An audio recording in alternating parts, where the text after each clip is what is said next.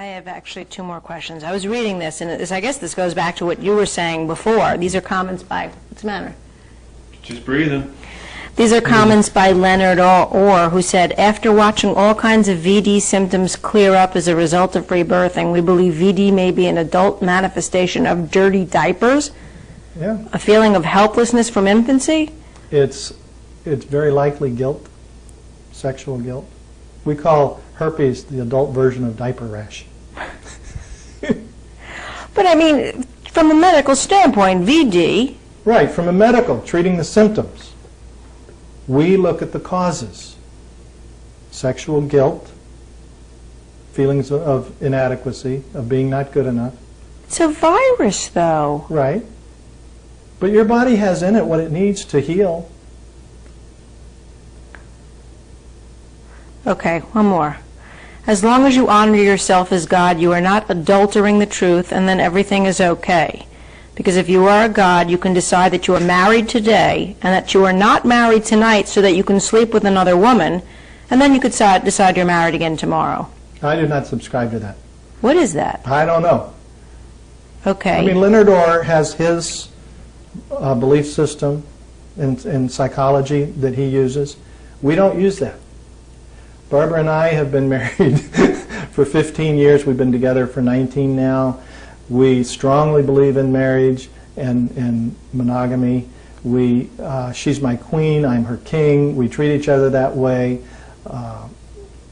So I don't know what to say about all that. I mean, I was reading that, and the first thing that came to my mind was cult. Yeah.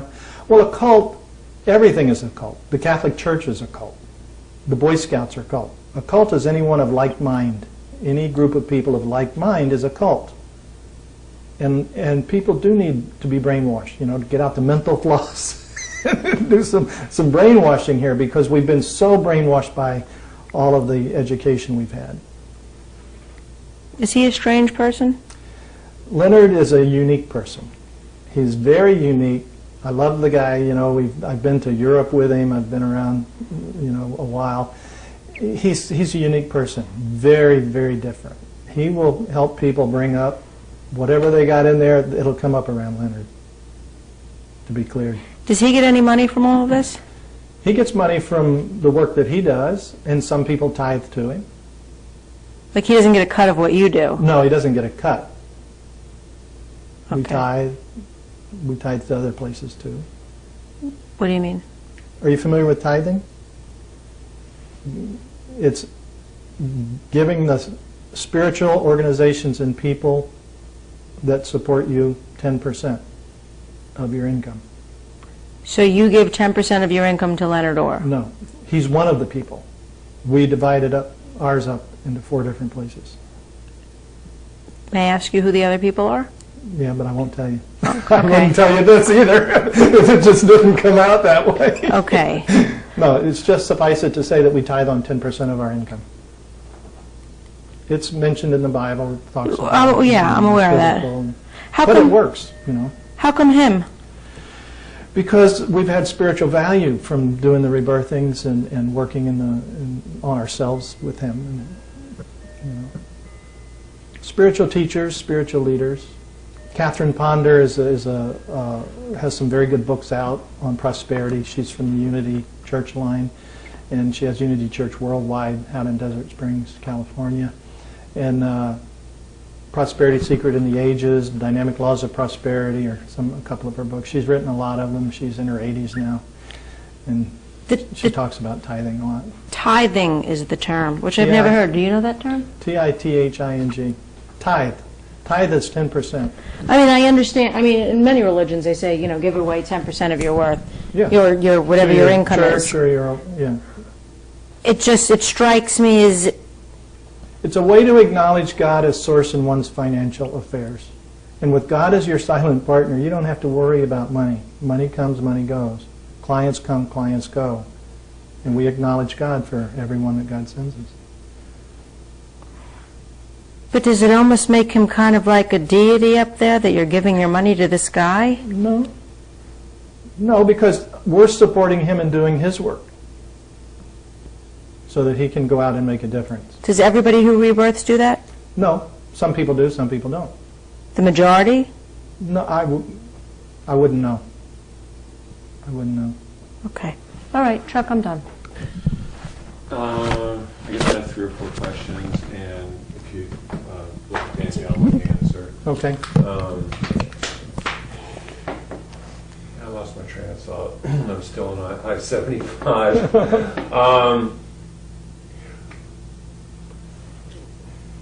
Are you a spiritual leader, a guide, a navigator, a teacher? What are you? A facilitator. We facilitate people in healing themselves. We don't have the power to heal other people. We don't try to heal other people, but we have a way of guiding people to heal themselves. So we facilitate in that process. Some people hold us as their spiritual teacher. Some people hold us as their friend. I mean, everybody holds us differently. Okay, you said that you have the way to, the way, is that learned? Is that a birthright? Is it a skill? Is it a gift? I think that we've been educated like alongside of the therapeutic models. We're not psychologists, we're not psychiatrists.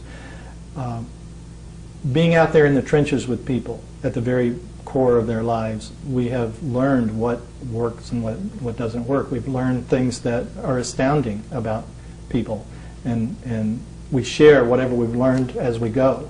So we didn't start out to be big leaders or spiritual teachers. We just started out working on ourselves and seeing what we could do to help ourselves, and then as we learned what worked, we shared it with others, and it grew and it grew and it grew, till now we have helped many thousands of people.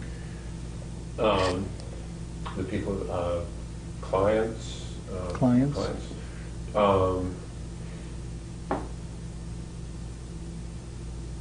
Is it like hypnotherapy where you have to be open to the power of suggestion? I mean, if you're fighting it, is anything going to happen?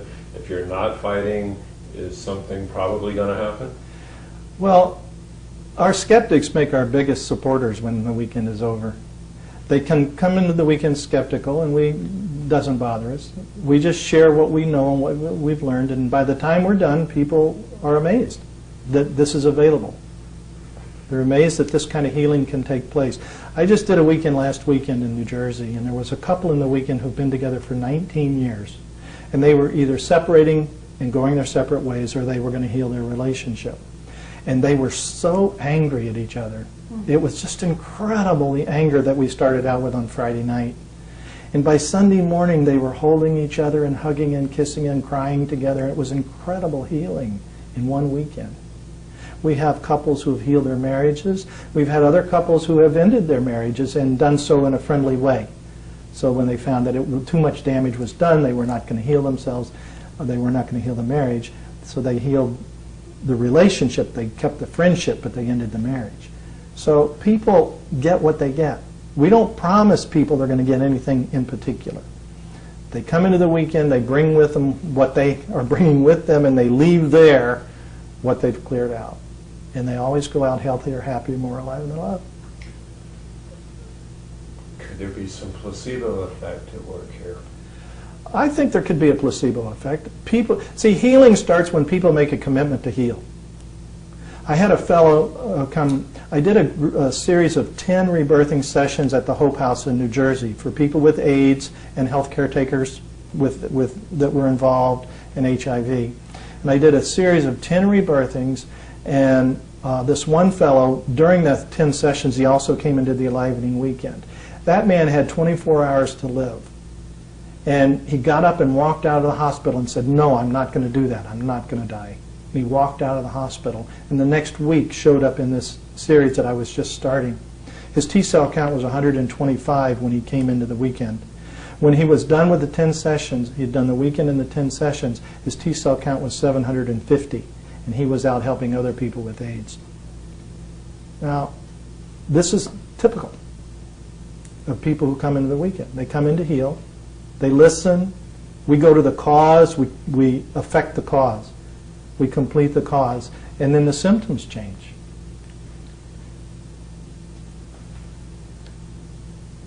10 sessions and you're done? No, 10 sessions is just clearing out the major issues around your breath, and you learn how to do it yourself, and then you can breathe like that whenever you want to. It's great when you're having sex. Breathe that way. You know, so once you've cleared the major issues, it gives you a light energy buzz and keeps you energized and lets go of the stress that goes on from day to day. Is it a visual memory? Is it an emotional memory? Is it different things for different people? It's different. See, some people receive visually. Some people hear. Some people see, some people hear, some people feel.